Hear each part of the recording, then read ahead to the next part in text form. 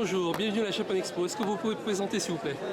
Je m'appelle Rojo Michael, Oui. j'habite Paris mais je suis originaire du Pays Basque.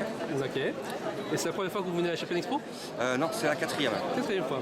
Et je vois que vous avez un pass lunch Japan Expo. Qu'est-ce que c'est? En fait, ça permet d'accéder à une salle climatisée où on a de la restauration, de la nourriture, des boissons, etc. pour la journée. Et ça donne aussi accès à des consignes pour déposer des objets. Et donc c'est un supplément que vous payez? Oui.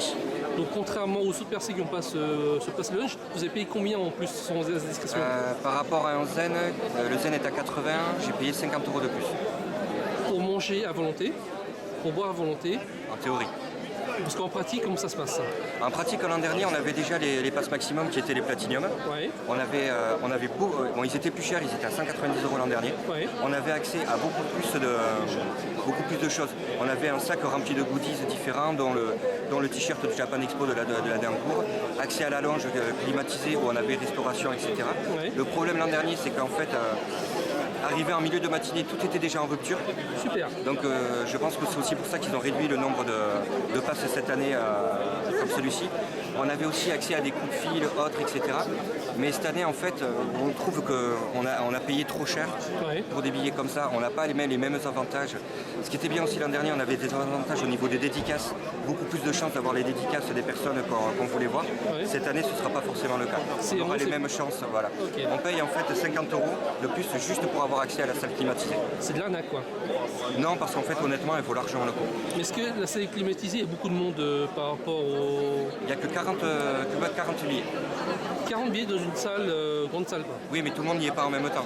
Même l'an dernier, où il y avait 100 personnes qui avaient les billets Platinum, Ouais.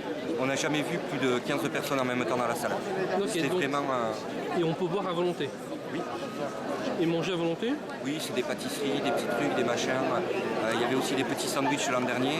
Ouais. On avait distributeur de jus de pomme, du jus d'orange, d'eau. On avait accès à plein de trucs, c'était sympa. Et le principe de cette salle, en fait, c'est qu'on est en début d'été, il fait vraiment chaud. Ouais. Et c'est agréable de pouvoir, quand on a par exemple un trou entre deux conférences ou autre, de pouvoir aller manger ou se reposer directement dans la salle, lisant un ou deux mangas ou des brochures ou autre chose. Mais dès qu'on sort, on se prend un choc thermique quoi. Oui, ça dépend de la chaleur, mais c'est vraiment agréable. On sentait la différence. Chaque année, en fait, les autres années, on était là à bouillir dans les files d'attente ou même tout le temps dans le festival. Et là, le fait d'avoir accès à une salle climatisée et pouvoir se prendre le frais, même le choc thermique après, il est beaucoup moins douloureux que de rester toute la journée. Ok. Voilà. En gros, vous nous conseillez de prendre la prochaine fois un pass lunch Japan Expo quoi. Moi, je conseille largement de prendre un pass où vous avez l'accès à la salle climatisée. Ok, donc c'est 50 € qui est largement compensé quoi. Tout à fait. Et donc là c'est un plus quoi. Tout à fait, c'est un plus vraiment agréable.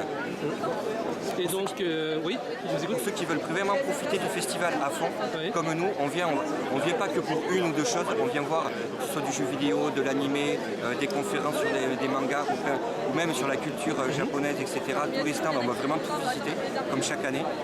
Pouvoir avoir un endroit de repos pour se poser, c'est vraiment agréable. On ne sera pas obligé de se poser, on va dire, les fesses par terre contre un mur en attendant de pouvoir aller à tel ou tel endroit.